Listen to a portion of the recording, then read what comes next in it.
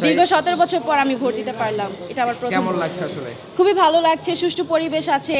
আর যেহেতু স্বৈরতান্ত্রিক সরকার বাদে আমরা সুষ্ঠু ভোটটা পেয়েছি, সুষ্ঠু ভোট দিতে পারছি।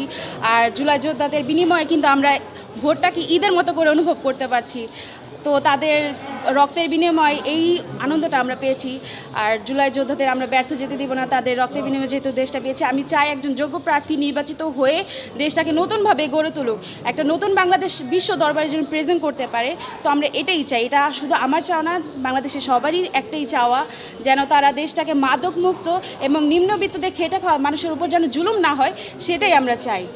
না, ভোট কেন্দ্রে সবাই যারা কাজ করছেন তারা সবাই সুষ্ঠু ব্যবহার করেছে এবং সবাই ভালো ব্যবহার করছে এবং সবাই মানে অনেকটা হেল্পফুল ছিল।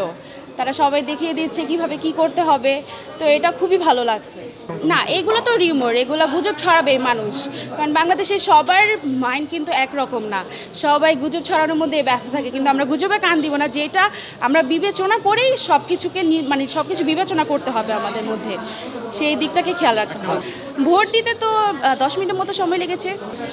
আমাদের দেশে এটা হচ্ছে 4 নাম্বার গণভোট, তিনটা গণভোট হয়েছে। সেটা একবার এর সাথে সময় হয়েছে আর দুইবার হয়েছে, দুইবারই 84% উপরে গণভোটে হ্যাঁ আসছে। তো এবারও আশাবাদী যে গণভোটে সবাই হ্যাঁটাই দিবে, আর আমরা সবাই হ্যাঁর পক্ষে আছি, যেহেতু আমরা সংস্কার চাই দেশের, আমরা কোনো কিছু চাই না। আমরা একজন যোগ্য নাগরিক, যোগ্য প্রার্থী বিবেচিত হয়ে যেন দেশটাকে সংস্কার করুক। তার কাছে আমার একটাই প্রত্যাশা, সে যেন আমার দেশের সব কিছু সংস্কার করে এবং দেশে স্বৈরতান্ত্রিক সরকার যেসব মানে যা করে গিয়েছে আমাদের দেশে, সেগুলো সংস্কার করুক এবং একজন মানে সে ভালো মানুষ হয়ে দেশের মানুষের হিসেবে কাজ করুক, এটাই আমার চাওয়া।